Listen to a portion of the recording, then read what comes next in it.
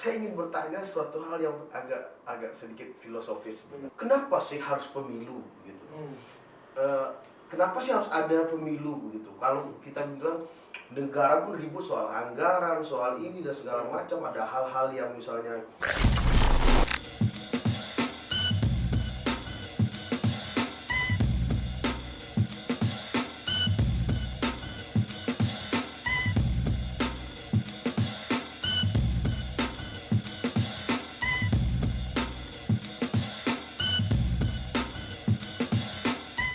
baik, selamat datang di Aset Bangsa ID, teman-teman sekalian, para teman-teman Aset Bangsa sekalian. Kali ini saya sendirian, berbeda dengan podcast sebelumnya karena teman-teman saya pada sibuk semua.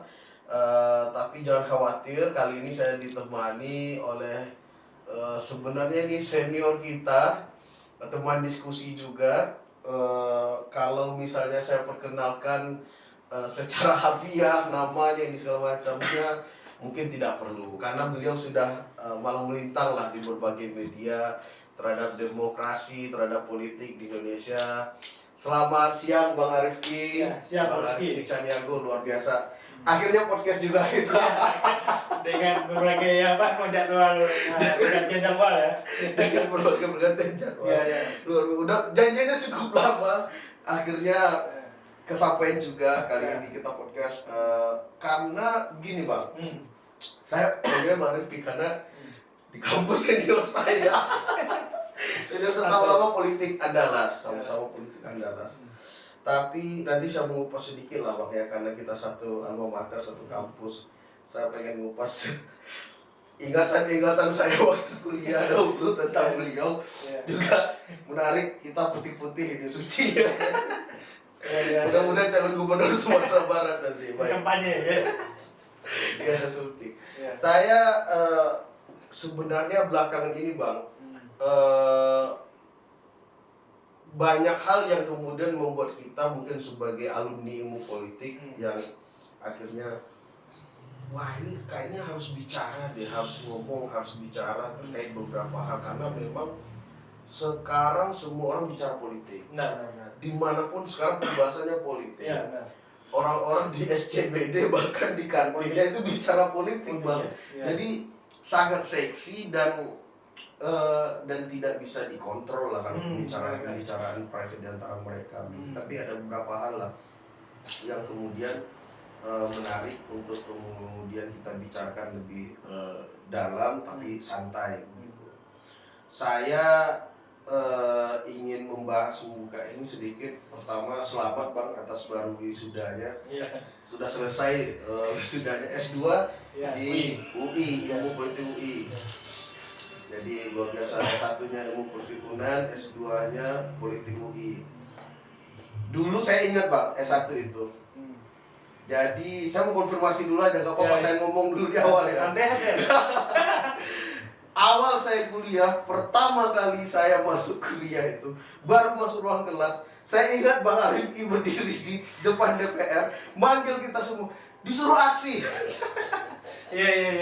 Ingat nggak Bang? Iya. Dulu. Sekarang kan nggak audio, malah ditawakan orang yang demo.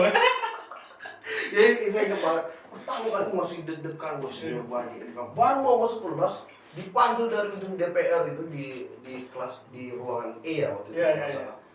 Woi kalian anak-anak baru semua di sini kita demo turunkan rektor. Wah langsung dikasih tahu, langsung yang lain bilang kita demo. Woi gokil dulu pakai ini pakai. Sekarang masih Bang? Apa Sekarang udah pensiun. Saya terakhir demo 2013 itu kejaksaannya.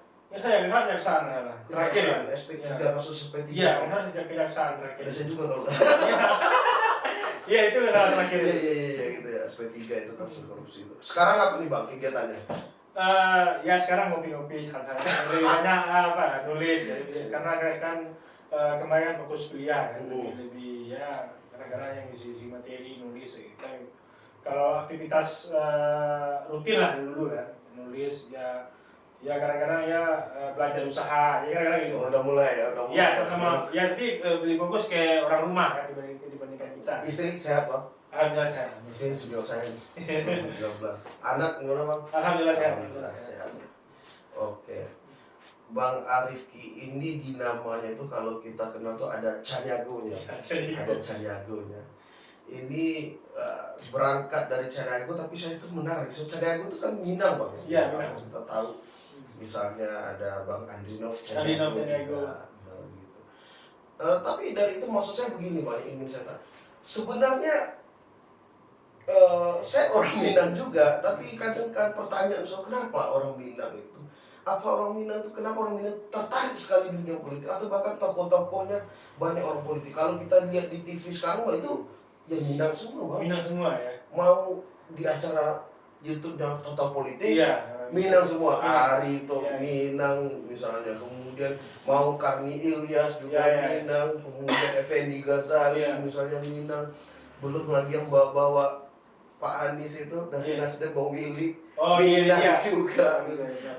Terus senior kita juga udah mulai masuk ALC, Bang Pangisari, Pangisari. Caniago juga ya. Minang. Caniago. Gimana? Kenapa itu kira-kira Pak?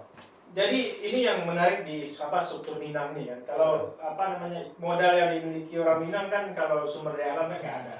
Tapi yang mungkin yang modalnya itu modal berpikir lebih lebih luas dan lebih merdeka. Makanya modal secara intelektual ini yang mungkin yang menjadi kebanggaan orang Minang dibandingkan yang lain. Karena dibanggakan sumber daya alam nggak ada. Iya. Makanya tradisi-tradisi berdialektika orang Minang ini menjadi modal orang Minang untuk membicarakan banyak hal dibandingkan membicarakan struktur ekonomi di kampung halamannya, karena nggak ada yang jualan. Makanya budaya-budaya ini juga dibentuk dengan struktur lokal yang memang budaya Minang itu mengajarkan dialektika kan. Secara mungkin budaya apalagi yang paling sekarang itu viral itu kan perpindahan dari Lapo ke kafe pun juga akan menghilangkan orang untuk bicara politik atau bicara lain ya. Makanya itu yang melatih juga dalam tradisi Minang. Yang pertama, yang kedua soal soal bahwa perbedaan berpikir itu di Minang itu biasa. Itu sangat biasa. Bahkan perbedaan pendapat, perbedaan ideologi, perbedaan agama. Tapi mungkin pergeserannya mungkin hari ini mungkin. Dulu itu biasa saja. Karena memang kalau kalau dilihat bahkan muncul beberapa tokoh ideologi di Sumatera Barat itu menunjukkan bahwa di Indonesia ini mungkin ruang terbuka mungkin daerah mungkin cuma Sumatera Barat gitu. Tapi ini yang menurut saya itu menjadi sebuah budaya yang terkadang juga mengantarkan orang-orang Sumbar itu bisa punya ruang yang cukup besar di beberapa konsentrasi berpikir. Selanjutnya itu soal pendidikan. Memang di Indonesia yang dulu itu memang kalau sekarang sudah banyak ya. Daerah yang paling cukup kuat dalam sektor pendidikan itu Minangkabau. Makanya dibandingkan daerah lain itu dulu itu orang Minang lebih maju sedikit dibandingkan daerah lain itu. Kalau sekarang udah banyak yang maju kan. Ada di Nia Putri mungkin. Iya, Nia Putri, Tawali dan lainnya. Makanya orang-orang luar negeri Malaysia pun belajar ke Minangkabau kan. Artinya struktur ini yang mendukung bahwa budaya-budaya pendidikan ini yang memberikan ruang kepada para orang Minang itu mudah dalam berpikir dan juga punya ruang untuk melahirkan tokoh-tokoh baru di macam-macam di generasi selanjutnya. Bahkan sebenarnya kalau kita tarik di antara tokoh-tokoh Minang itu sendiri, katakanlah yang membersamai Bung Karno misalnya, itu juga berbeda-beda. Berbeda-beda. Syahrir, sosialisnya Tan Malaka, misalnya dengan pikirannya. Kemudian juga Agus Salim, ya berbeda. Beda-beda juga, tapi biasa saja. Biasa saja. Kalau sekarang gimana? Kalau sekarang ini ada dua hal persoalan yang sekarang yang kita lihat. Atau memang tokoh-tokoh Minang itu nggak ada. Jadi nggak ada yang diperdebatkan. Yang sekarang itu mungkin ada beberapa, sehingga perdebatannya nggak terlalu kuat. Makanya benar juga kalau beberapa kritikan beberapa orang ya kayak Sukala yang kritik Minangkabau itu dulu tuh banyak intelektual, pengusaha, ulama yang ada di Minang kan sekarang kan juga bisa dihitung pakai jari kan yang ada di Minang. Apakah mungkin dari saya tahu ya, apakah memang belum muncul di publik itu nggak tahu. Tapi di era dulu itu kan cukup cepat ya. Ruang-ruang orang Minang itu ngambil momentum baik sebagai penulis, sebagai ilmuwan, sebagai ulama. Tapi sekarang kan bisa dihitung pakai jari. Atau memang ruang-ruang sekarang itu ketokohan itu bukan lagi menjadi kebutuhan yang dicari oleh orang Minang. Kita nggak tahu. Tapi bisa masih ada. Tapi mungkin belum terlalu muncul ya. Makanya ruang-ruang di levelnya sebagai benar sebagai pengamat, sebagai pembawa acara itu memang masih didominasi oleh orang Minang sampai hari ini. Tapi masih banyak kalau Masih banyak, tapi secara apalagi konsultan politik. ya konsultan politik ya semuanya orang Minang. Ini menarik juga nih. Kenapa orang Minang itu lebih suka jadi konsultan dibandingkan jadi politisi? Ini menarik juga kan? Aduh, muncul lah, bro, saya lihat bervalembaga lah, termasuk nama-nama yang sudah kita sebutkan tadi. Itu. Kalau Bang Arifki sendiri, sebenarnya masuk ke dunia ilmu politik itu menjadi ya sudahlah lulusnya di ilmu politik, atau memang dari ada yang membentuk. Oh iya. Gitu. Sebenarnya memang dari dulu tuh saya sangat memang lebih suka ilmu politik sih. Maka dari SMP di saya di Mablo Kota, Pembu. Oh, Kota Malaka. Jadi memang udah pilihan. Itu memang soal keberuntungan saja sebenarnya. Jadi dulu itu waktu SD itu saya punya entah kakek entah saya nggak tahu, punya buku lumayan tua-tua di rumah, buku sejarah. Saya belajar bukan dari politik ya, tapi lebih sejarah. Sehingga dari SMP itu saya udah udah mendalami beberapa sejarah politik dunia, sejarah beberapa zaman-zaman Islam, yang lainnya, Romawi dan lainnya itu, sehingga ketika SMP jadi ketua OSIS, lalu SMA jadi ketua OSIS. Jadi itu budaya-budaya itu yang membentuk mungkin ternyata ada hal menarik di di ilmu politik. Mungkin keberuntungannya saya harus PMDK waktu diundang ini. Apakah ini keberuntungan karena ilmu politik itu? Mungkin makanya saya anggap itu sebagai niatan sudah lama. Karena ngambil PMDK ilmu politik gitu. Oh gitu. Masuk ilmu politik makin jadi. Gabung di UKM juga, UKM PHP ya. Tahu pulang politik, kemudian berilmu OKP juga. Jadi saya ceritakan di awal tadi. Demo terus.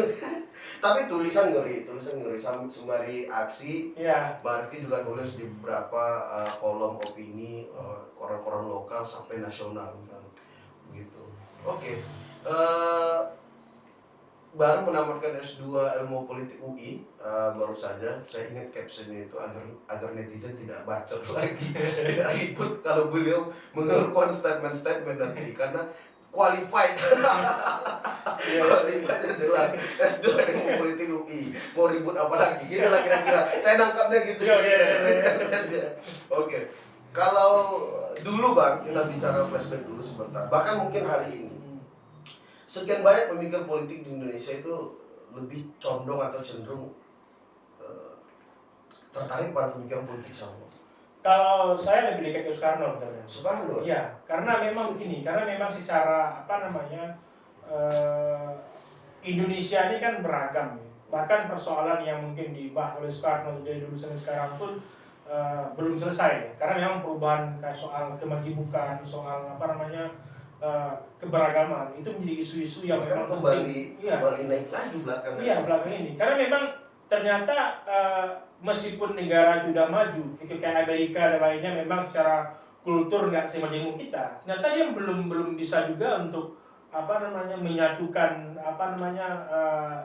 konsep pernegaranya untuk sehingga mengeliminasi kerusakan di internal soal ideologi dan lainnya. Padahal kan mereka udah lama dicoba secara konflik ideologi dan lainnya.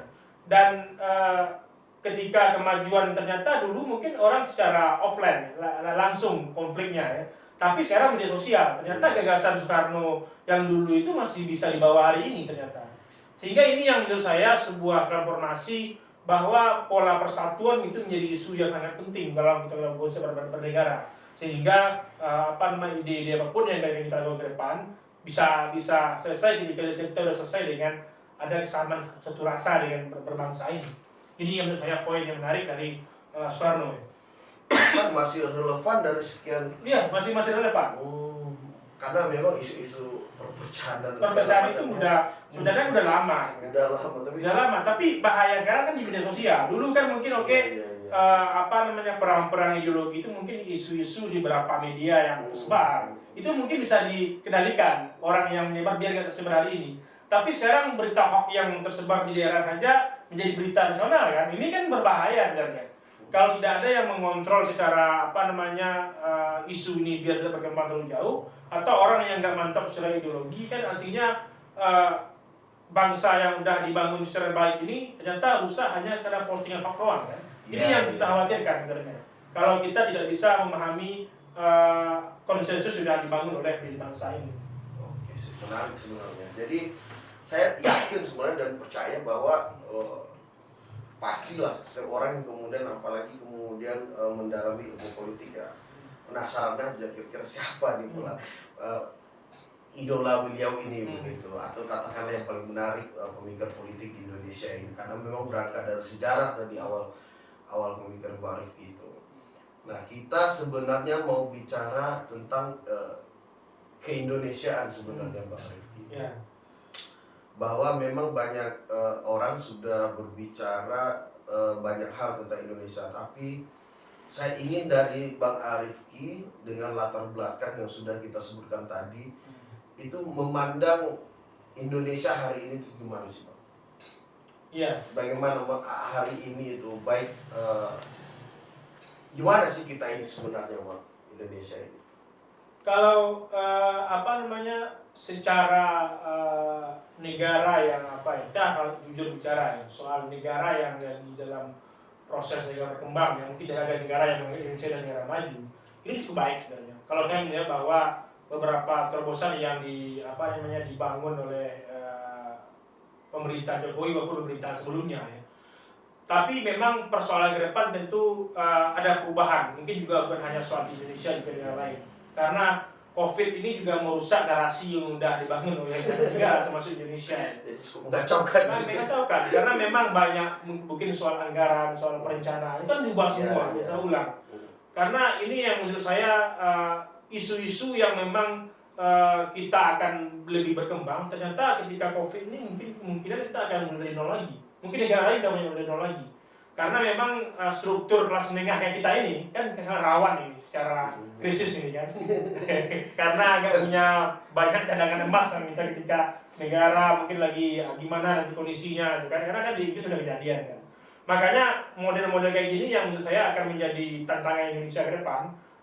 Soal mungkin 2023 mungkin apakah memang ada resesi, nggak tahu kan.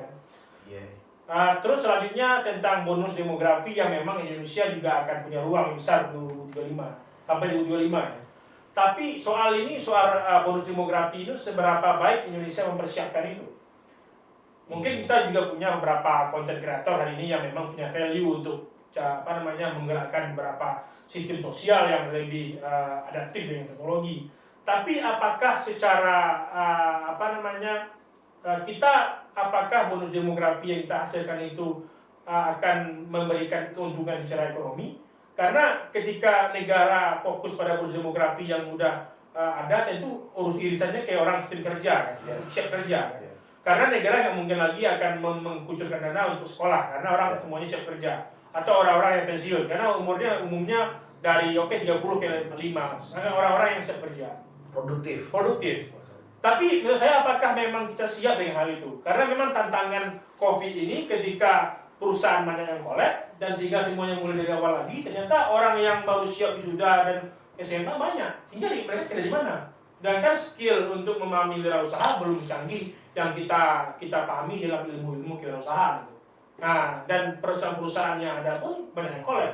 Ini yang menurut saya tantangan ke depan yang mungkin akan hangat PR besar bagi pemimpin yang depan ini, pengganti Pak Jokowi ini. Memang orang-orang yang memang mengerti soal stabilitas ekonomi, mengerti bagaimana insting membaca geopolitik dunia, mana yang menguntungkan secara ekonomi, karena memang isu-isu soal pangan saya sangat paling krisis di depannya. Kalau kita nggak bisa selesai dengan ini berbahaya dengan COVID kalau kita dengan tempat. Udah ada clue juga soal calon pemimpin yang cocok untuk 2024 dibicarakan oleh Pak Arif. Jadi bahkan segala hal yang sebenarnya harusnya bisa menjadi keuntungan Indonesia, katakanlah bonus demografi dan lain segala macamnya, juga sebenarnya menjadi PR tersendiri Bang ya di Indonesia ini. Ya termasuk karena unsur COVID-19 dan segala macamnya. Saya pikir negara maju pun bahkan terseok-seok juga ya karena barang yang satu ini, virus ini, apalagi Indonesia. Tapi secara keseluruhan kalau bicara Indonesia itu ada budaya di situ, ada masyarakatnya di situ, ada perilaku masyarakatnya di situ. Menurut apa kita bisa nggak sih survive, Bang? Kita harus optimis ya. Sebenarnya kita pertama kita harus optimis. Jadi kalau bahasa sebenarnya perilaku pemimpin ini, kalau ada beberapa ilmuwan politik, mungkin saya pernah ngomong juga satu ya. Gambar pemimpin kita itu gambar masyarakat kita sebenarnya. Kan kata beberapa, kita kan juga studinya kan belum bisa kita aminkan juga. Tapi memang kenyataannya juga bisa dikatakan seperti itu kan, bahwa apakah kita bisa berpeluang maju, yang tadi ketika kita bisa memaksimalkan bonus demografi. Ini poin yang memang paling penting, karena kalau misalnya kalangan elit meskipun situasi krisis mereka sudah aman 7 turunan. Yang bahaya ini kayak kita ini yang jumlahnya banyak loh. Yang jumlahnya justru banyak. Iya, jumlahnya banyak dan mereka nggak, memang secara hobi kerjaan nggak hobi kerja dari pagi sampai sore. Generasi sandwich itulah. Dan mereka ini punya kontribusi besar ketika negara atau memang ada tempat yang memang menampung mereka secara baik gitu kan. Sehingga itu menghasilkan kayak perekonomian dia secara pribadi maupun perekonomian negara. Ini yang menurut saya yang akan menjadi PR bagi mungkin isu-isu yang akan banyak dibicarakan di 2024, bagaimana soal ekonomi, nasib bonus demografi kalau bisa ditangkap oleh para kandidat capres, ini masih ada menarik karena memang ini lagi-lagi genting ini kalau kita tahu bagaimana kelas menengah ini lagi khawatir kan. lagi terombang-ambing gitu ya. Oke, baik, menarik. Kalau misalnya saya katakan misalnya bahwa generasi muda hari ini itu sebenarnya dalam hal politik itu menurut temuan Bang Rifki ya. Ya, oke. Menurut temuan Bang Rifki atau pasti sudah banyak berkecimpung, sudah riset juga. Itu masih menjadi suatu lokomotif nggak sih? Maksudnya antara generasi muda dengan politik itu masih nyambung nggak sih? Atau sebenarnya sekarang itu lebih kepada ya itu masih obrolan orang tua misalnya. Generasi tua itu gimana sih Bang melihatnya? Ini poin menarik sebenarnya. Iya, karena memang saya melihat dari fenomena TikTok sebenarnya. Dulu saya memang sangat khawatir juga ternyata dengan adanya perubahan generasi ini, generasi Z sekarang yang mulai muncul dulu kan isu milenial kan. Mereka tidak melek dengan politik, mungkin pembahasan politik terlalu berat, sehingga orang harus merubah transformasi berpikir tentang politik sehingga untuk menarik generasi Z maupun milenial sebagai pemilih. Ini yang terkadang dimainkan oleh para politisi maupun partai politik. Tapi kalau kita melihat beberapa podcast yang kayak Deddy Corbuzier, beberapa yang Mardigu, Mengasah Nasbi dan lainnya, orang mau nonton loh dengan lama tanpa skip loh. Artinya itu dibicarakan oleh kelompok-kelompok muda yang generasinya milenial ke Z. Dan juga kita juga akui beberapa kasus mungkin yang lagi viral, Pak Jenderal lagi viral itu kan viral di TikTok dulu kan, sebelum di kabar eskrim kan. Artinya ternyata kita nggak tahu apakah ini soal influencer TikTok, mereka nggak tahu. Tapi perbincangan di TikTok itu menunjukkan generasi Z itu juga melek dengan isu-isu hukum, isu-isu politik dan ekonomi. Tetapi masalahnya apa? Mereka itu melek dengan politik dan hukum, tapi mereka nggak mau memberitahukan ke orang lain. Meleknya itu mungkin dia hanya bisa viral atau hanya membicarakan saja. Sehingga secara kedalaman dia itu mengkaji isu-isu menurut saya cukup baik. Dulu saya juga khawatir loh ketika saya fokus mengkaji tentang milenial, mereka akan lari dengan isu politik maupun ekonomi yang serius. Ternyata siapa yang kayak nonton YouTube-nya Gita Yurjawan, Mardigu, Deddy Corbuzier yang sejam, mereka nggak mau nonton loh. Artinya itu menunjukkan bahwa anak muda ini masih suka politik. Tapi saya mau berstatement begini, mungkin Bang Arfi nilai. Seandainya saya berstatement begini, bahwa dulu kan kita belajar namanya, saya ingat tuh Pak Andri Rusa, efikasi politik. Efikasi politik itu baru perasaan untuk bisa mempengaruhi situasi atau ya kalau saya bisa nih, kalau saya pasti, tapi masih sekedar di dalam bentuknya itu belum partisipasi. Belum terjun langsung, dan masih dalam dorong pribadi. Kalau saya sih bisa. Nah terus kemudian kita juga belajar yang namanya Ghost Rider. Ghost Rider ya penunggang gelap dalam suatu orang yang tidak kemudian tidak berpartisipasi tapi menikmati keuntungan dari demokrasi katakanlah begitu. Mungkin tidak dengan pola-pola generasi muda hari ini, justru kita itu hanya akan menjadi penunggang, katakan penikmat dari apa yang ada. Tidak angka demokrasi misalnya, angka partisipasi tidak naik misalnya, kemudian juga partisipasi untuk hal yang lebih tinggi lagi dalam hal politik katakanlah begitu juga tidak akan banyak menyumbangkan hasil. Tapi lebih senang memang budaya kita itu hanya mengomentari di ruang dunia maya, bahwa kemudian anak muda mungkin merasa tidak keren kalau kemudian tidak ikut bersuara dalam suatu hal misalnya terhadap isu suatu hal. Kita mungkin bisa saja sampai kepada maraknya cancel culture misalnya, mana kalau saling hujat, hujat ini beberapa macam, pembuktian hukum nomor 2 itu hujat dulu misalnya gitu di dunia maya. Ada kekhawatiran seperti itu ke arah begitu nggak Pak? Bahwa kemudian kalau dari media sosial itu oke, tapi ternyata untuk sumbangsi secara langsung kita itu belum di tahap sebegitu gitu.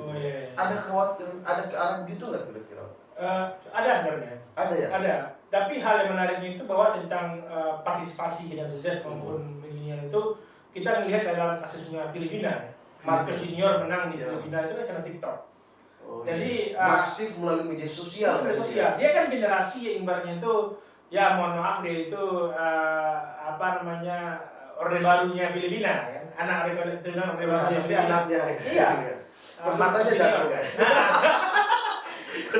Jadi menurut saya itu artinya dan dia memainkan TikTok karena kan memang kelemahan dari generasi milenial ini kan memang mereka lemah dalam membaca, sehingga mereka tidak terlalu dalam memahami sejarah bangsa, sehingga mereka hanya apa yang mereka lihat, mereka ikuti, mereka viralkan, sehingga isu-isu politisi-politisi yang memanfaatkan ini untuk menjadi baik di posisi senior yang memanfaatkan TikTok untuk mendapatkan pemilih milenial ini sangat bisa. Itu terakhir Anwar Ibrahim yang di Malaysia, kan dia juga memanfaatkan TikTok untuk memenangkan pemilu Malaysia, kan? Sehingga menurut saya ini beberapa ruang-ruang ke depan ini di negara lain bahwa pola-pola penggunaan TikTok ini menjadi daya tarik. Tapi memang generasi Z sama milenial hanya jadi objek bukan subjek. Orang-orang tua yang menjadi ikon dari semua itu. Ini yang menurut saya mereka ini belum bisa menjadi daya tawar yang cukup menjanjikan di pemilu. Hanya menjadi modal bagi politisi atau partai politik menjadi bahan kampanye dia, hingga semua orang pro milenial, politisi paling milenial di suara. Ini yang menurut saya akan terjadi ke depannya. Dan 2024 akan marak orang-orang yang akan pro yang Z. Padahal ketika selesai dulu belum tentu juga kan. Tapi eksperimen yang paling menarik itu adalah seberapa masif sih orang bisa memaksimalkan generasi milenial ini sebagai pemilihnya. Karena kita akui ya, Pak Jokowi kan mampu dia itu memaksimalkan kelompok relawan yang tergabung di sana semua kelas menengah dan lainnya menjadi sebuah mesin politik dia untuk menang di pemilu. Dan fenomena ini belum muncul loh di para capres kita yang udah muncul namanya. Belum ada yang sejago Pak Jokowi untuk memanfaatkan ruang-ruang ini untuk berdebat. Ini pertanyaan ketika di TikTok yang lainnya, tapi belum ada juga yang belum bisa masuk itu. Ini yang kita tunggu juga dari para capres ini, apakah mampu dia itu baik dari para konsultannya atau para pemikirnya yang memikirkan cara untuk menghubungkan koneksi dia seperti Anwar Ibrahim di Malaysia, Marcos Junior di Filipina. Oke. Berarti kalaupun begitu terbukti juga bahwa memang ternyata mereka dalam bentuk aksi itu kan terbukti milih misalnya Marcos Junior juga bisa menang misalnya, walaupun berangkatnya terpengaruh di media sosial misalnya. Kita sudah masuk sebenarnya dari tadi itu bicara terkait pemilu. Ini mungkin YouTube ini YouTube yang baru. Kita juga membangun ini sebenarnya. Kita lagi besar ini. Insya Allah. Saya ingin bertanya suatu hal yang agak sedikit filosofis sebenarnya, Pak. Sering saya berpikir begini sebenarnya, tapi saya ingin dapat perspektif atau pandangan dari Pak Arif. Kenapa sih harus pemilu gitu? Kenapa sih harus ada pemilu gitu? Kalau kita bilang negara pun ribut soal anggaran, soal ini dan segala macam. Ada hal-hal yang misalnya sensitivitas kita sebagai warga negara yang terungkap misalnya. Nah pertanyaan itu saya ingin dapatkan jawaban itu dari perspektif Bang Rifki. Kenapa sih harus ada pemilu? Gitu? Yang pertama kan secara filosofis memang demokrasi Indonesia ini nggak terpisahkan dari Athena atau Amerika, karena memang sejarahnya. Iya, karena memang para pemikir model demokrasi ini kan memang kiblat sana ya. Bahkan Amerika pun ke Athena kan. Secara dulu kan memang model demokrasi kan demokrasi langsung yang diterapkan. Mungkin di era-eranya Plato atau istilah lainnya, atau tetapi ruang yang waktu itu kan lebih kecil, mungkin kota kecil. Negara kota itu mungkin politikos. Iya, ibaratnya seperti apa sih? Negara kota mungkin kelurahan gimana sih? Negari ya. Menggambarkan orang bisa berkumpul dan lalu bisa berdebat, menyampaikan demokrasi, memilih pemimpinnya gitu. Tanpa harus mengeluarkan kata, tapi hanya dipilih secara langsung. Dan masyarakatnya berkumpul. Tentu dengan ruang yang lebih kecil. Tapi ketika masyarakat kalau hari ini berapa penduduk Indonesia? 8 miliar. Berapa Indonesia dunia? 8 miliar. Kalau kita masih menerapkan konsep memilih pemimpin seperti itu, tentu ruangnya nggak mungkin seperti itu. Apalagi dengan jumlah penduduk Indonesia yang 265 juta lebih, kalau nggak salah. Bagaimana caranya mengumpulkan orang itu di satu titik lalu dia sepakat memilih seorang pemimpin? Kan nggak mungkin. Kan nggak mungkin kan? Makanya ada pemilu. Itu yang pertama. Yang kedua, kita nggak bisa lagi seperti dulu dia keturunan raja. Mungkin dia itu Raja Majapahit, atau dia itu Sriwijaya, atau Pagaruyung kalau sebenarnya. Sehingga ketika ayahnya meninggal langsung ke anaknya, maka dia yang paling layak menggantikan. Tapi ketika kita memilih sistem ke arah demokrasi, semua orang setara, memiliki persamaan. Tidak ada kultur yang apakah dia kaya, miskin, atau kultur ulama, atau ningrat, darah biru, dan lainnya sebagai pembeda. Jadi semua orang berhak loh ikut terpilih dan dipilih. Nah, maka ruang ini yang menurut saya ada pemilu. Karena ketika semua orang setara, ya maka sistem yang sampai hari ini cocok, ya pemilu, nggak ada sistem lain itu. Karena kalau tidak pemilu, maka orang-orang yang kalangan elit dan ningrat ini punya ruang besar. Karena nggak mungkin kayak orang kayak Pak Jokowi, Bu Risma bisa jadi wali kota kalau dia itu memang sistemnya nggak seperti itu. Ini yang logisnya kita lihat orang-orang yang memang berpikirnya orang sederhana, orang-orang yang memang bukan kalangan elit punya ruang besar di politik karena memang ada pemilu. Oke. Jadi sebenarnya itu konsekuensi dari demokrasi yang kita pilih yang memang sudah dipertontonkan bagaimana memilih pemimpin itu, tapi inilah yang paling mungkin untuk kita tempuh untuk memilih pemimpin kita gitu. Oke, karena banyak sekali pertanyaan, orang mungkin sudah bicara mengenai sistem pemilu terbuka, tertutup dan segala macam, tapi ada beberapa hal karena pertanyaan ini Bang, saya nggak tahu kenapa ya, kalau misalnya diskusi di beberapa tempat dan di berbagai daerah itu pertanyaannya sekarang lebih ke hal-hal dasar itu. Kalau dulu kan kalau kita kan mungkin agak bekerja keras menemukannya ya. Kalau sekarang mungkin mereka lebih tertarik bertanya. Saya pernah menarik terdapat pertanyaan misal waktu mengisi kegiatan lah. Emang kalau sosialisme itu diterapkan bagaimana di negara sekarang ini? Langsung begitu. Mereka tuh nggak mau sosialisme. Gimana? Pajaknya gimana? Tuh bayar pajaknya gimana kalau kita sosialisme? Ya gitulah, generasi Z itu berpikirnya begitu. Ya walaupun mungkin ada yang bilang misalnya paradigma bilang oh mereka itu generasi begini, tapi pertanyaannya juga saya pikir filosofi sendiri, walaupun tanda kutip itu ya karena mereka nggak membaca sendiri juga misalnya. Oke, menarik misalnya. Tapi untuk pemilu 2024 benar tidak bahwa sekarang itu sebenarnya pemilik saham itu generasi muda, milenial. Angka memang pemilih terbanyak. Iya, betul terbanyak. Tambah lagi Z yang baru kan, yang lahirnya 95 sampai 2010. Begitu. Tapi sepengetahuan Bang Rifki, mereka ini milih nggak gitu. Saya kan pernah bekerja Bang sama Pak Adi, Prof. Asrinaldi itu lembaga konsultan politik itu. Saya tuh paling males sebenarnya kalau bicara di konsultan politik itu bicara wah ini soal anak muda, aduh saya bilang Iya. lebih menarik ibu-ibu bagi Iya, saya. enggak. Ini saya jujur dari informasinya aja ya. Kalau yang lain nggak mungkin jujur. Karena kembali yang Mbak Arif Q katakan tadi misalnya, calon sekarang itu belum ada yang mengaitkan antara mereka dengan anak muda misalnya. Yang terfikir di saya calon sekarang itu kayaknya masih ibu-ibu juga deh kayaknya, masih bagaimana menarik diri. Tapi hal yang ingin saya tanyakan adalah tadi, anak muda ini mau milih nggak sih? Ya, katakanlah misal, kenapa harus milih, kita bicara milih, padahal kan ada ruang politik yang lain. Tapi yang paling sederhana, partisipasi yang paling sederhana itu, sampai sekarang kan pemilu. Iya, pemilu. Gitu. Mau nggak sih Bang, gimana anak muda? Jadi hembusan-hembusan soal anak muda, milenial dan Z ini kan sehingga muncul staf milenial lagi. Ini kita juga harus akui bahwa heran juga tuh staf milenial lagi apa sih?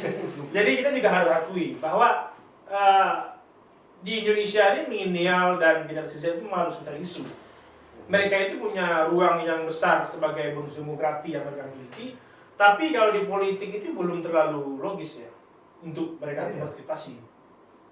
Saya kan mencontoh, pengalaman kita lah, beberapa mungkin fenomena mungkin di daerah itu pilkada bagaimana, yang sering kita PSU apakah ibu-ibu dan anak muda. Ini logis saja.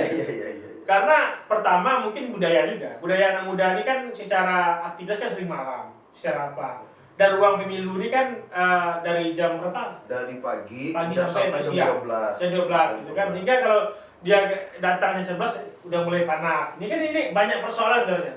Apalagi ketika sistem pemilu kita belum berubah dari pemilu langsung melalui digital. Tapi ada ruang ketika misalnya kita mengerti online mungkin. Karena dia mungkin di kamar saja untuk nunggu-nunggu dia langsung bisa ngelihat pemimpinnya. Oh iya. Nah, makanya karena memang kita akui, kita yang muda-muda ini kan malas, mager ya. Iya. Dan mager ini kita harus datang milih orang yang belum tentu kita kenal. Kalau lo berpikir anak muda kan seperti itu. Iya. Mereka nggak punya kepentingan apa-apa dengan calon gubernur, dengan presiden yang mereka akan pilih.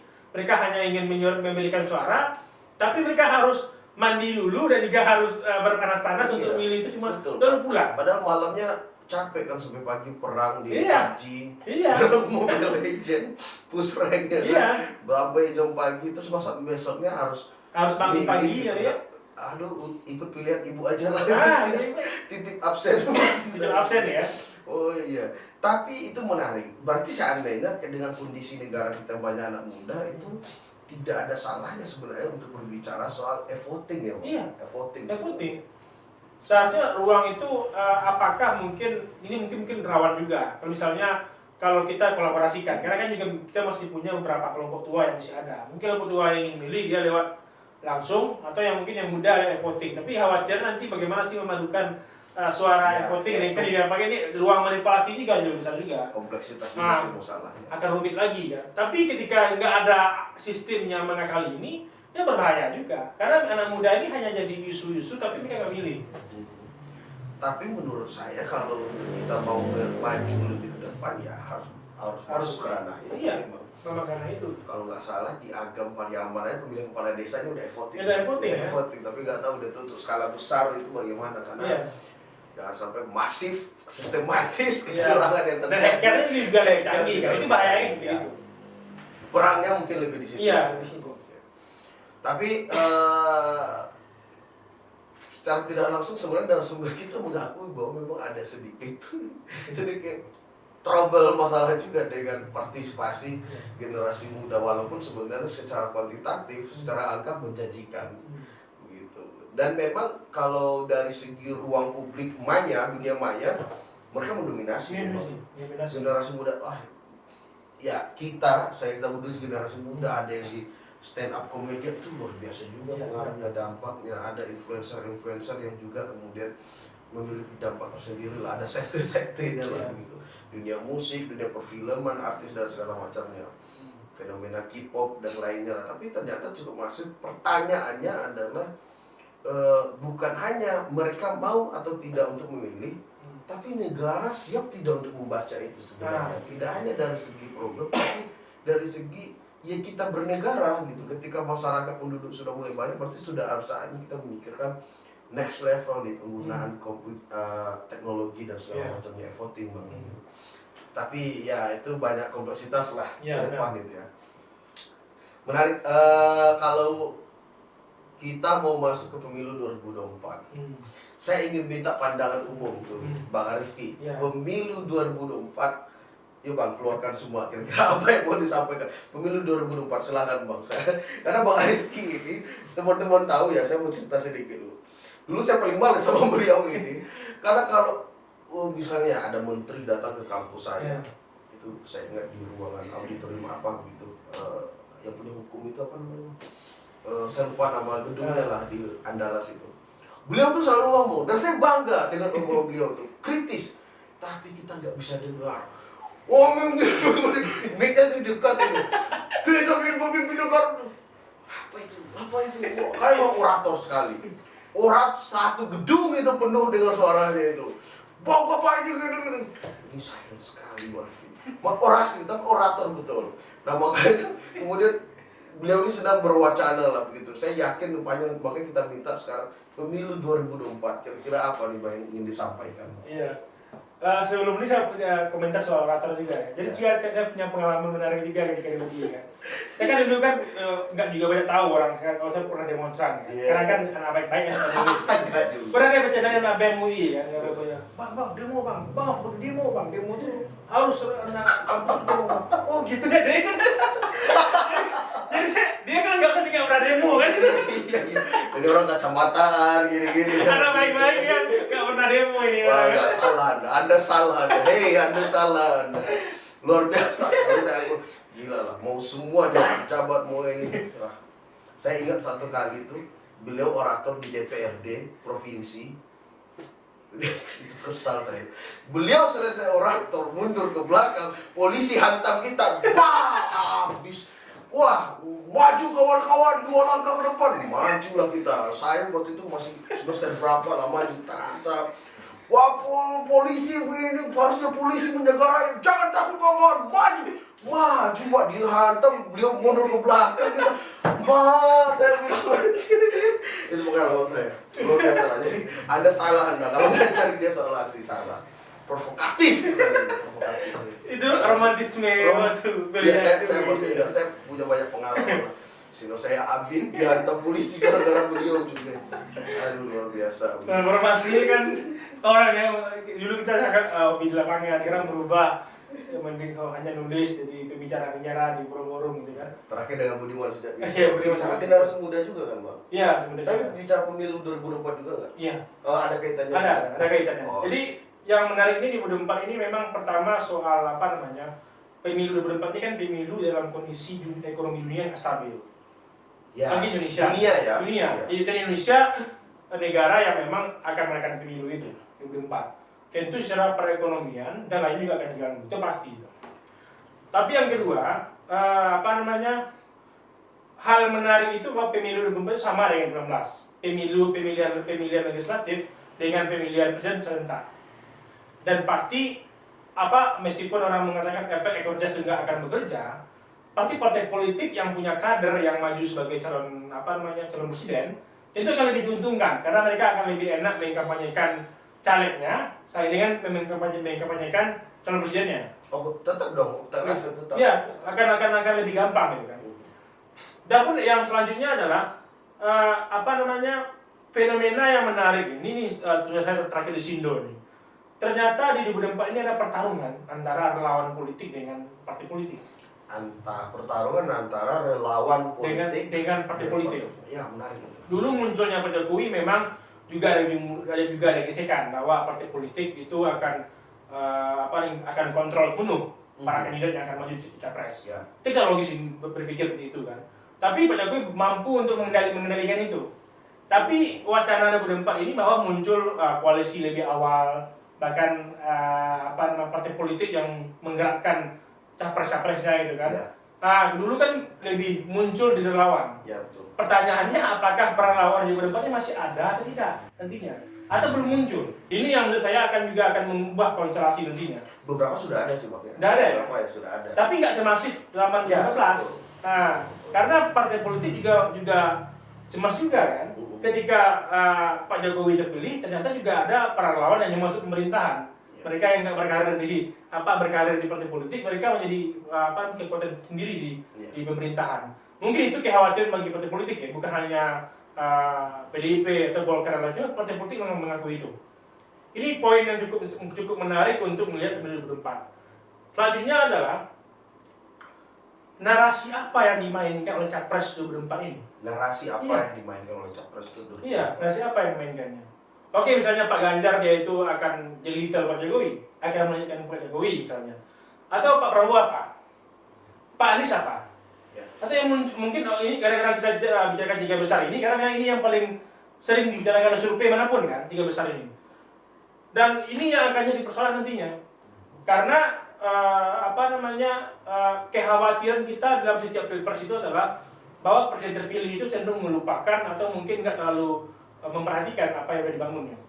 Makanya wajar kalau Pak Jokowi itu khawatir pemilu 2024. Kalau kita lihat di sisi ini ya, karena biasanya presiden yang terpilih itu adalah antitesis dari yang sebelumnya.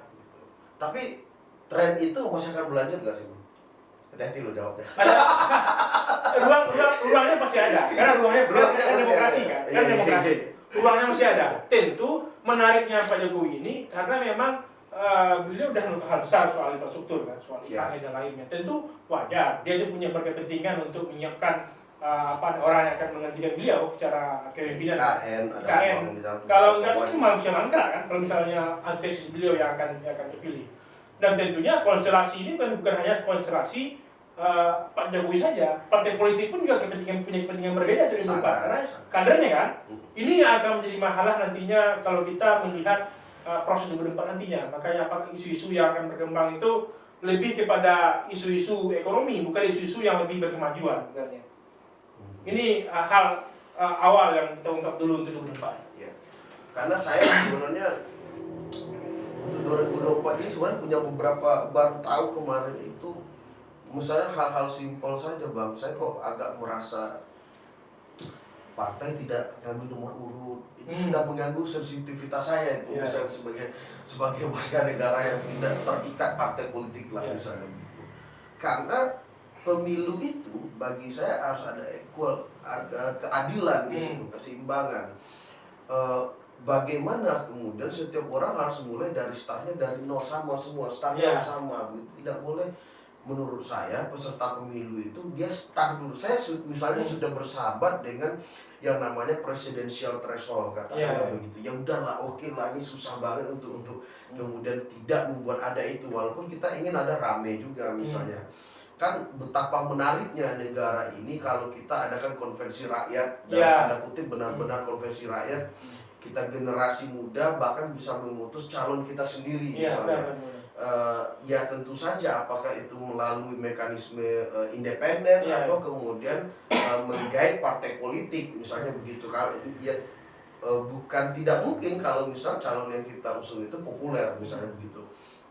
Ya dalam tanda kutip logis lah bagi partai politik itu. Tapi ternyata ruang itu kan tidak terbuka dengan presidential threshold dan segala macamnya. Ditambah lagi kemudian di perpu yang akan disahkan itu ada misalnya soal partai lama itu tidak usah ngambil nomor urut dari nomor urut yang lama. Alasannya adalah karena biar bisa menggunakan misalnya atribut-atribut lama, jadi lebih efisien. So saya tidak mau sebenarnya bicara efisiensi dalam hal partai politik, karena saya tahu di situ tempat perputarannya duit misalnya begitu. Yang paling penting itu adalah efisiensi bagaimana masyarakat bisa untuk kemudian memilih. Nah, banyak hal Bang yang masih mengusik terkait pemilu 2024 ini. Kira-kira ke depan itu sebagai generasi muda secara spesifik atau kemudian secara masyarakat yang memiliki hak pilih, bagaimana sih cara kita sebenarnya dalam menghadapi pemilu 2024 ini? Kan nggak mungkin kita ini hanya menunggu waktunya untuk milih saja. Trik-trik atau kemudian mengawal bagaimana kemudian tertib sebagai katakanlah sebagai warga negara yang baik tapi kritis. Benar. Gimana kira-kira Pak? Jadi sebenarnya secara prinsip saya juga lebih suka dari nol itu ya, bahwa semua partai politik itu kriteria nggak ada, semuanya nol. Karena memang sehingga partai politik yang lolos parlemen itu punya ruang untuk mengusung masing-masing. Karena merasa nggak adil, merasa nggak adil dalam artian itu tentu ibaratnya seperti ini, bahwa kita sebagai masyarakat yang akan memilih, tapi calonnya disediakan oleh elit. Ya, Ya. Kita yang punya hak pilih, tapi mereka udah sediakan calon yang berhak yang akan mereka pilih. jadi ibaratnya gini, ini demokrasi, negara bebas. Kalian silakan pilih bebas, yang dua ini siapa? Nah, itu aja. Kita nggak boleh pilih yang lain, gitu. Sih, begitu ya. Iya. Jadi kita diberikan hak untuk berdemokrasi, untuk memilih, tapi calonnya ditentukan. Ini aja ya, nggak boleh yang lain. Iya. Sehingga nggak adil juga. Jadi orang yang kayak kita mungkin di masa depan nggak punya ruang jadi calon presiden kan? Karena ada kontrol itu di partai politik kan. Nah, sehingga menurut saya ini akan menjadi ini mungkin kritik pribadi ya untuk demokrasi Indonesia, bahwa ini nggak adil aja ya. Karena memang sehingga kalau dikontrol itu ada ruang-ruang orang ngontrol calon ini besar, karena cuma 2 calon atau 3 calon. Tapi dengan banyak calon tentu punya ruang-ruang yang terbuka, alternatif yang terbuka. Kalau saya sih tidak khawatir mau banyak sekali, justru akan lebih menarik. Lebih menarik gitu. Kalau saya pikir karena keterwakilan untuk Indonesia yang multikultural ini mungkin bisa tercapai. Walaupun saya tidak menggugat bahwa partai politik itu adalah lembaga terlegitimasi untuk memilih calon pemimpin. Saya sih tidak seanakku untuk memikirkan tanpa partai negara ini, karena saya tahu substansinya partai politik itu adalah untuk meminimalisir konflik-konflik horizontal ataupun vertikal, bahkan kemudian misalnya bagaimana kalau Sumbar bermasalah, misalnya nuntutnya Sumbar merdeka, kemudian bagaimana Aceh kemudian bermasalah untuk Aceh merdeka, atau kemudian Sulawesi merdeka, sehingga konflik itu lebih banyak di partai politik. Jadi tidak utusan perdana. Saya sih mengakui itu, bahwa fungsinya partai politik itu untuk meredam konflik sosial itu. Saya setuju itu. Tapi untuk membatasi pilihan kita itu juga kita tidak setuju begitu loh. Apalagi dalam hal presiden. Saya sering katakan begini, Bang. Pemilu itu hal paling sederhana yang benar-benar nyata, di mana masyarakat menggunakan hak pilihnya. Karena kita itu sudah dituntut. Wajib bayar pajak mobil, bikin rumah wajib bayar pajak rumah, beli motor wajib pajak motor, punya usaha wajib pajak usaha. Wajiban semua, Bang. Hak kita dia cuma milih itu doang. Loh kok yang dibatasi begitu loh. Maksudnya sudahlah, itu doang, itu hak kita yang kita gunakan gitu. Dibatasi. Dan lebih sayang lagi, dia nggak menggunakan haknya itu. Sebenarnya lebih disayangkan lagi. Kira-kira ada lagi nggak, Bang, yang disampaikan kritik-kritik kita yang kemudian kita perlu perhatikan ini untuk pemilu 2024, selain yang tadi misalnya bagaimana narasi dari calon pemimpin itu, yang kemudian yang kedua bagaimana kemudian terkait pemilu 2024 itu sendiri, kemudian bagaimana narasi para pemimpin, bagaimana hubungan generasi muda juga.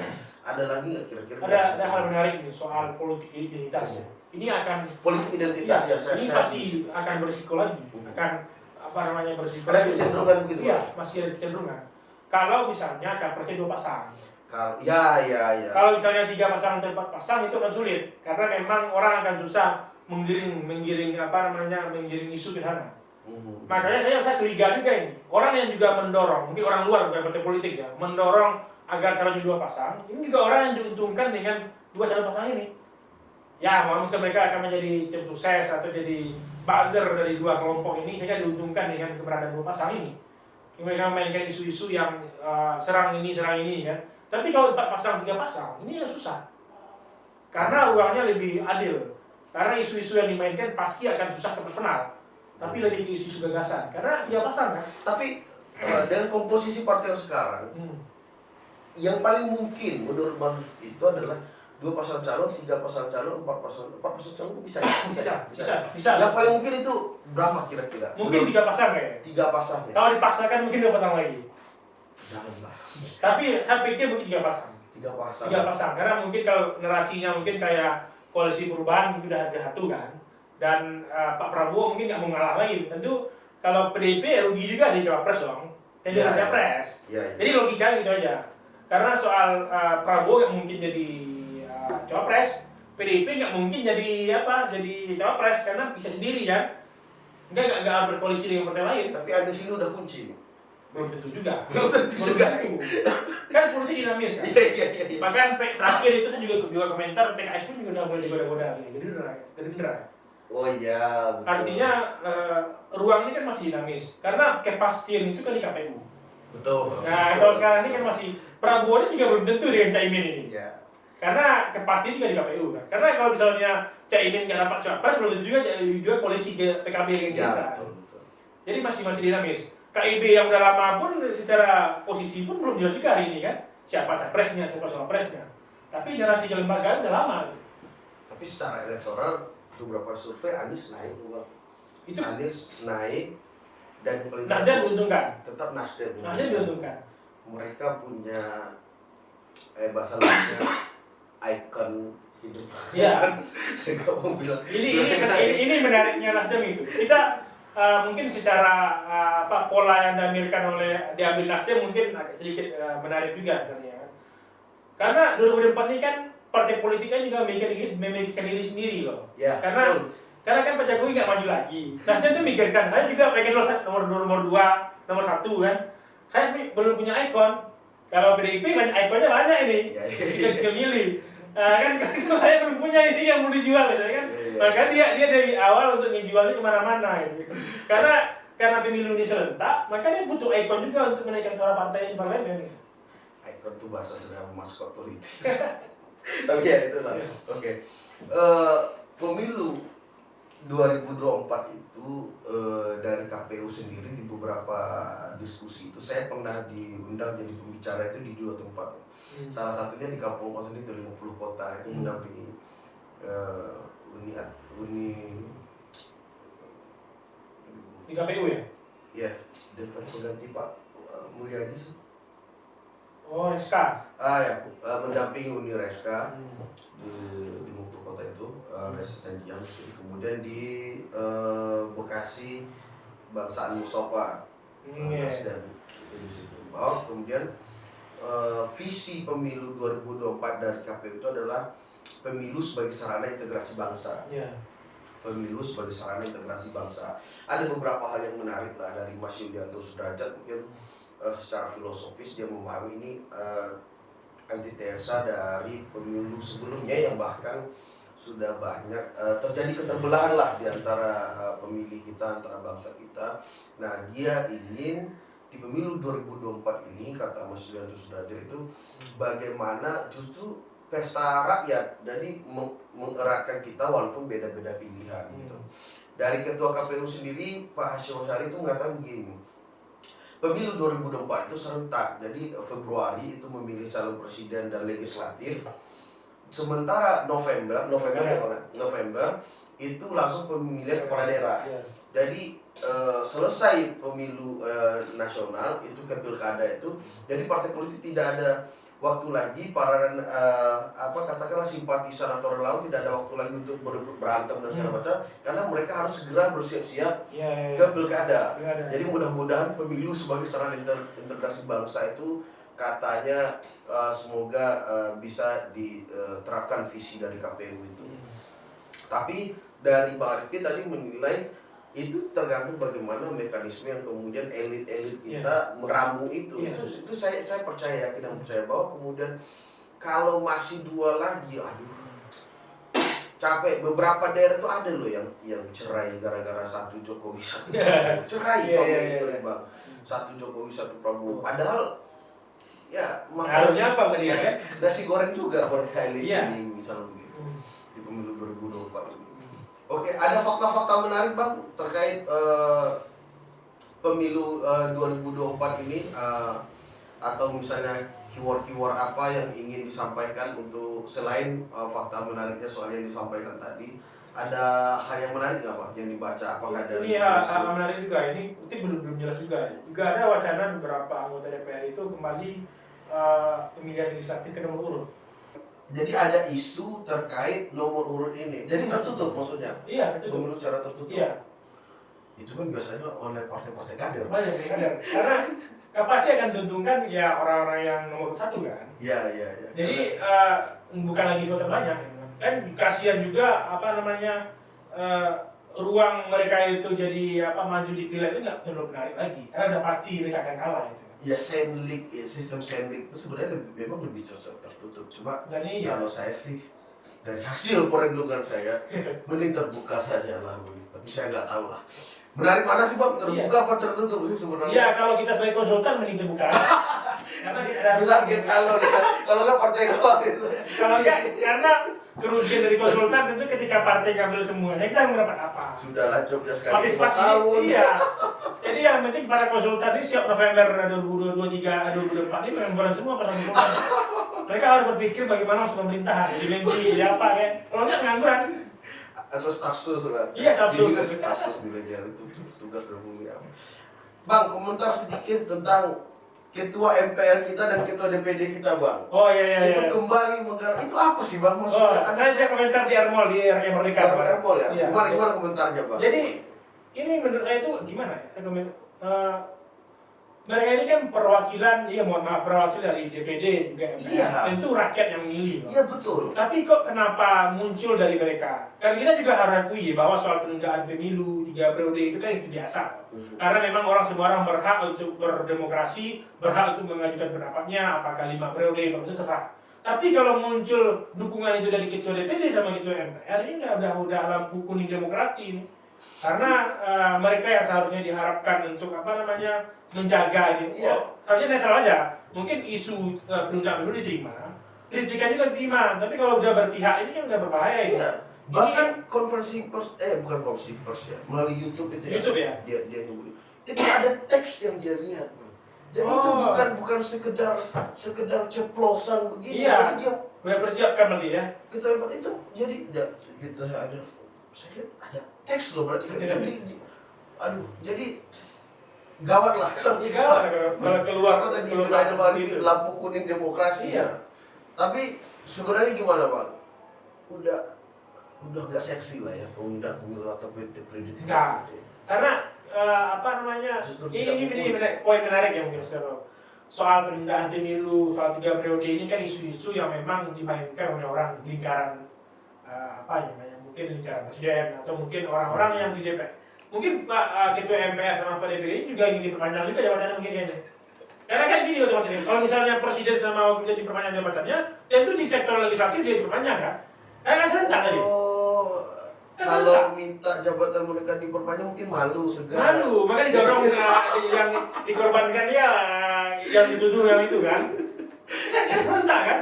Kan serentak. Jadi perpanjangannya masa jabatan presiden, Iya. masa jabatan. Iya, kan juga diperpanjang. Otomatis. Iya, pasti bagian diperpanjang juga. Karena kan tadi serentak awalnya. Menarik. Ini bisa jadi. Karena sebenarnya ketua DPD sama ketua MPR, tentu mereka juga nyaman ya dengan jabatan sebagai ketua ini kan. Kalau diperpanjang kan 2 tahun kan lumayan juga. Paling enggaknya 2026 atau 2027 mereka masuk dominasi cawapres kan? Iya. Karena mungkin nggak masuk mereka itu. Belum sanggup sekarang. Oke, sip, menarik. Terus saya juga ini sekaligus saja lah belajar politik. Bang mau minum, terserah Bang mau minum apa. Saya mau ngucap sebuah kata yang lagi populer kalangan muda. Tapi saya minta Bang Rifki berucap atau berkata tadi. Yang pertama oligarki, Bang. Apa yang mau disampaikan terkait oligarki? Ya, kalau oligarki, siapa sih nggak yang oligarki ini sekarang kan? Siapa ya sih yang nggak bergantung di oligarki sekarang? Kan jujur ya, ini bukan soal dulu mantan aktivis, bukan soal itu. Ini kan jujur, siapa sih yang... Tapi benar deh, saya mau segmen. Oligarki itu kata yang netral. Iya. Yang kemudian tergantung penggunaannya lah. Nah. Gimana Bang? Ayo Bang coba. Ya, artinya begini, kalau kita dalam konsep, ini hal yang paling kita kerucutkan lebih gampang dipahami ya. Misalnya kita nongkrong 50 orang, ya mungkin ada biasa orang yang traktir loh, yang paling kaya atau dia terus yang bayar. Ternyata suatu waktu ada pemilihan kita kelas, jadi dia yang menentukan, dia harus pilih semuanya ini ya. Apakah kita bisa menolak? Tidak kan? Tidak. Karena dia yang paling kaya, traktir waktu itu. Dan baik. Dia yang paling baik, karena oligarki itu baik. Baik dalam tanda kutip ya, karena ini soal oligarki itu digunakan dalam contoh partai politik yang hari ini anti oligarki nggak mungkin. Mana partai politik yang nggak ada oligarkinya hari ini? Yang nggak ada orang kayanya. Paling sebulan 2-3 atau udah habis partai politiknya. Karena partai politik itu butuh biaya politik. Fahri Hamzah itu bilang begini, ketika dia ditanya di suatu forum begitu, Bang, bikin partai baru itu gede nggak biayanya? Gimana bang pengalaman bikin partai bang? Habis memang mendirikan partai politik di Indonesia ini bukan perkara gampang, dia bilang begitu. Bahkan ada kasus menarik katanya ya, ditemukan itu pas verifikasi faktual itu ternyata dipakai rumah mertua lah begitu, ribut mertuanya karena nggak izin ke mertuanya begitu. Tapi kalimat terakhir dari Fahri Hamzah itu bang, ya kalau saya kan bukan orang yang belum dipilih, jadi masih belum publik lah, belum bisa diaudit publik, kecuali partai-partai besar itu silahkan diaudit lah, mau anggarannya dari mana gitu segala macam. Baterai mau habis. Oh kan ya, masuk penutupan ya. Oke. Sebenarnya tapi itu masih lanjut ya bang ya? Masih lanjut ya? Gitu? Masih lanjut. Oke. Udah ngedip. Oligarki. Soalnya ada kata-kata lain sebenarnya yang menjadi alternatif, tapi jangan dicakap besar, plutokrasi itu. Saya tuh teman-teman saya tuh sering bilang gimana ekonomi itu plutokrasi, para ekonom yang kemudian masuk menjadi eksekutor atau kemudian tokoh di politik misalnya gitu. Oke, selain oligarki, kita minta Bang Rifki itu untuk satu kata yang sering-sering diucapkan lah. Ada komentar terkait fenomena sekarang ini bang? Mungkin RKUHP atau apapun itu. Iya. Ada komentar. Karena RKUHP juga pelaku elit kita juga bang, DPR juga. Gimana bang komentarnya? Saya juga belum secara politiknya belum mendalami secara mendalam ya. Tapi kan juga jadi perdebatan soal apa namanya, yang paling viral kan soal kumpul kebo ini yang paling diviralkan karena Barat menolak kan karena dirugikan. Tapi saya melihat soal si sektor pariwisata, itu juga harus sektor pariwisata yang diuntungkan dengan terbukanya itu kan. Tapi tentu yang akan menolak itu secara RKUHP tentu ruang-ruang yang memang kita juga apresiasi ya, karena memang udah kita punya hukum sendiri, kita undang-undang sendiri kan. Tapi tentu perdebatan masih panjang ya, kayak kerja yang lainnya juga. Saya melihat misalnya RUU KPK kemudian yang lainnya, apa trennya begitu bang? Apa ya? Abang sebagai orang yang sering ngomong itu apa betul merasa terus sekarang terkekang apa biasa aja sih, cuma mungkin caranya aja berbeda atau gimana negara ini sekarang sehingga beberapa hal itu serasa tidak tersampaikan. Gimana bang? Ya soal penggodokan beberapa undang-undang. Iya, karena kan tiba-tiba jadi, tiba-tiba ini belum jadi, tiba-tiba ini jadi. Iya. Kita juga melihatnya pada dua sisi saja. Pertama pada sisi positif tentu pemerintah berkeinginan dipercepat ya. Karena itu kan soal undang-undangnya cenderung lama, apalagi undang-undang eksekutif sudah kerja. Kita ngambil soal positif ya. Positifnya tentu soal beberapa pengolahan sumber daya alam ini kan cenderung bermasalah tanpa kita kerja karena hambatan-hambatan di daerah, pemain-pemain sehingga dana nggak masuk ke APBN. Tapi cenderung di beberapa undang-undang ada beberapa pasal yang ditentukan oleh orang tertentu. Jadi undang-undang ini baik sebenarnya, tapi tentu orang juga bermain di pasal-pasal yang menguntungkan dia. Ya, apakah istilahnya oligarki atau pemain-pemain yang memang menentukan pasal yang menguntungkan dia. Makanya revisi dan lainnya juga akan perlu ke depannya, karena belum tentu kayak kita kerja kan sekarang masih jadi perdebatan.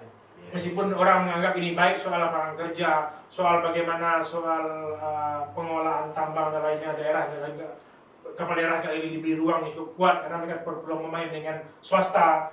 Ini kan satu contoh yang memang perlu kita lihat. Tapi yang menarik itu adalah bahwa ternyata elit cukup kuat dalam menentukan beberapa ruang. Dulu masyarakat sipil ini masih punya ruang yang cukup besar dalam menentukan undang-undang, tapi hari ini kita melihat bahwa agak jauh dikesampingkan. Sehingga kasihan juga mereka sipil dalam ruang yang cukup terbuka kan? Sehingga menjadi dan ini. Tapi kita juga melihat apakah nanti akan ada revisi dan lainnya, kita akan tunggu depannya gimana. Tapi revisi itu juga harus karena sekali judicial review dengan objek yang sama nanti yang kedua itu bisa ditolak. Jadi juga harus matang dalam menyampaikan itu. Baik, Bang, sebenarnya saya khawatir tadi malam itu saya bisa nggak yang ngomong bahasa Indonesia dengan abang. Karena tipikal orang Minang. Saya bisa nggak ya? Tapi alhamdulillah dari tadi saya coba anggap aja lah saya ngomong dengan orang Jakarta. Karena itu suatu khawatir paling susah kalau ngomong dengan orang Minang itu bahasa Indonesia nggak tahu lah bahasa apa. Tapi alhamdulillah lancar. closing statement mungkin Bang, yang ingin disampaikan bebas apapun yang ingin disampaikan tapi membangun untuk teman-teman kita, generasi kita, untuk bangsa dan Indonesia negara ini. Silakan Bang. Ya, saya ingin statement ya, bahwa 2024 itu adalah batu ujian bagi kita dalam demokrasi ya. Karena beberapa ujian kita dari pemilu terakhir ini kan cukup kuat secara kebudayaan maupun kelembagaan, bernegara maupun berkelembagaan di politik. Apakah kita bisa melewati untuk melahirkan pemimpin yang memang lebih baik, atau pasca terpilih pemimpin kita masih terpecah belah dalam berbangsa? Karena politik itu adalah gembira, dan memilih pemimpin itu adalah sebuah hak bagi kita dalam berdemokrasi. Politik itu riang gembira, dan memilih itu hak bagi kita dalam berdemokrasi. Baik teman-teman aset bangsa, para aset bangsa sekalian, demikian tadi perbincangan kita. Saya sendirian tapi cukup mendalam. Kita ingin upload ini, kita lihat bagaimana reaksi teman-teman terhadap YouTube ini. Kalau kemudian ingin kita memproduksi terus konten-konten yang menarik, yang kemudian mungkin bisa memberikan ruang edukasi, tempat bertanya dan segala macamnya, atau kemudian mau menitipkan pembahasan apa yang selanjutnya ingin kita bahas, mungkin bisa komen di kolom komentar kita, atau bisa DM di Instagram ataupun di TikTok kita. Saya pikir itu dulu. Terima kasih. Saya Rizky Adminanda bersama Bang Arifki Caniago undur diri. Terima kasih. Assalamualaikum warahmatullahi wabarakatuh. Salam aset bangsa.